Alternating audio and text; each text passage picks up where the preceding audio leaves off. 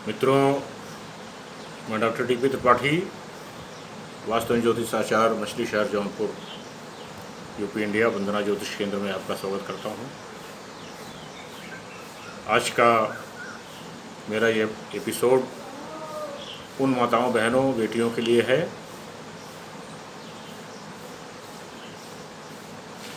जो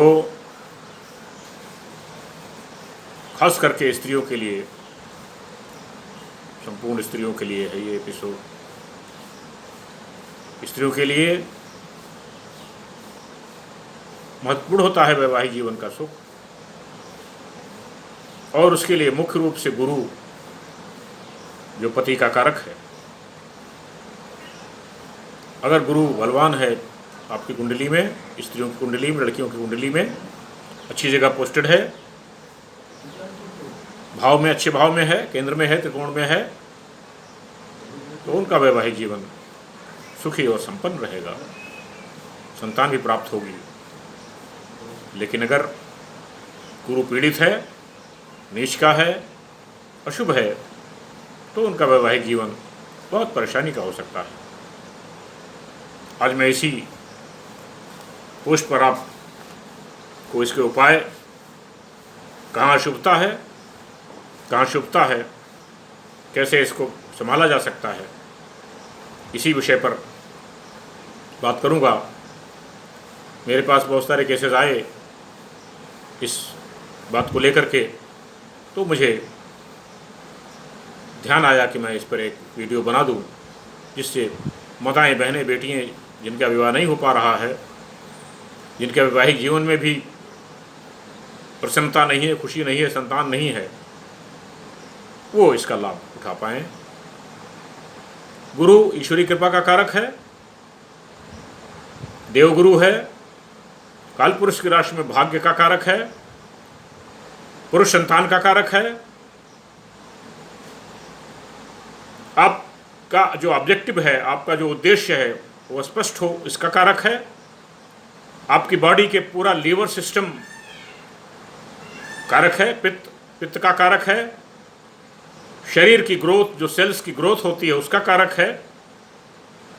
बहुत अधिक कारकत्व, महत्वपूर्ण कारकत्व गुरु को मिला हुआ है। कुछ लग्नों में गुरु अशुभ हो जाता है।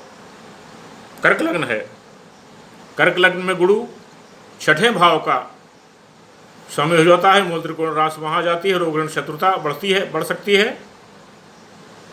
वृष लग्न है, वृष लग्न में अष्टम भाव का स्वामी हो जाता है, यहाँ अशुभ हो जाता है। मकर लग्न है, 12वें भाव का स्वामी हो जाता है, यहाँ शुभ हो जाता है। इन माताओं, बहनों, स्त्रियों को, लड़कियों को जिनका विवाह हुआ है या नहीं हुआ है, गुरु को हमेशा साधते रहें। इसके लिए वो बृहस्पतिवार को केले की पूजा करें, बृहस्पतिवार की सुबह पीला लड्डू पक्षियों को डालें, पीले वस्त्रों से परहेज करें, पीला वस्त्र दान करें, मंदिरों में दान करें, ब्राह्मणों को दान करें, सन्यासियों को दान करें, किताब दान करें। ये करते रहें, कभी भी पीले वस्त्र का प्रयोग बिल्कुल न करें। ये करती रहेंगे तो उनका वैवाहिक जीवन सुख संपन्न रहेगा, अन्यथा उनको बड़ी परेशानी आ सकती है, तकलीफ हो सकती है वैवाहिक जीवन में, पति से तनाव हो सकता है, तलाक हो सकता है। बाकी लग्नों के लोग, जो 3 लग्नें मैंने बताई, इसको छोड़ करके, कर्क लग्न, वृष लग्न, मकर लग्न, इन 3 लग्नों के छोड़ करके बाकी लग्न के लोग अपने लग्न में देख लें। अगर गुरु नीच का है, कमजोर है, 5 डिग्री से नीचे है, बाल्यावस्था में है, 25 डिग्री से ऊपर है, वृद्धावस्था में है, किसी अशुभ ग्रह से पीड़ित है, तो वो कम से कम 5.25 रत्ती का पुखराज, पीला पुखराज सोने में बनवा करके बृहस्पतिवार की सुबह शुक्ल पक्ष में, जब चंद्रमा 72 डिग्री से बाहर निकल आए, कम से कम 6 शुक्ल पक्ष की छठी के बाद बृहस्पतिवार के दिन सुबह नहा धो करके अंगूठी, एक टुकराज की अंगूठी सोने में बनवा करके दाहिने हाथ की प्रथम अंगुली में पहनना है। सोने अंगूठी को धो लें दूध से, गाय के दूध से, गंगाजल से धो करके ओम ब्रीम बृहस्पतये नमः का 108 बार जाप करके दाहिने हाथ की प्रथम अंगुली में पहन लें। जिंदगी भर पहने रहें। वजन कितना होना चाहिए ये कोई अच्छा ज्योतिषी देख करके बता देगा।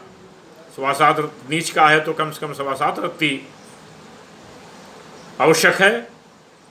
नीच का होने पर बहुत मुश्किल हो जाती है, जीवन बिखेर देता है गुरु, जीवन को अस्त व्यस्त कर देता है। नीच का गुरु आपके पूरे जीवन को अस्त व्यस्त कर देगा, आपको किनारे कर देगा, सड़क पर ला देगा आपको। इसलिए गुरु का बहुत बड़ा रोल है। गुरु अगर आपके केंद्र कोण में है, अच्छा है, तो आपका बहुत कुछ संभल गया है, बहुत कुछ आपके लिए शुभ है। लेकिन गुरु अगर गड़बड़ है तो आपका जीवन परेशानी भरा होगा, सबब बहुत परेशानी होगी।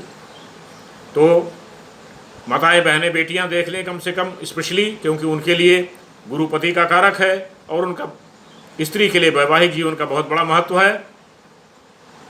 पति से अनबन ना हो, पति से झगड़ा ना हो, पति से मेलजोल बना रहे, दाम्पत्य में बना रहे, इसके लिए गुरु को साधना बहुत जरूरी है। गुरु को साधें, सुखी और संपन्न रहें। मेरा ये पोस्ट आपको पसंद आया तो लाइक करें, शेयर करें, सब्सक्राइब करें, अपने मित्रों, अपने रिश्तेदारों और सभी और लोगों को बताएं, जिससे उनका भी जीवन सुख शांति संपन्न से रहे, आपको पुण्य मिले। मेरा नंबर है 9451033559। इस नंबर पर आप मुझे लिख कर सकते हैं, अपनी कुंडली के बारे में पूछ सकते हैं, उसका समुचित निदान किया जाएगा, आपको लाभ मिले, मेरा ये उद्देश्य है। तब तक के लिए नमस्कार।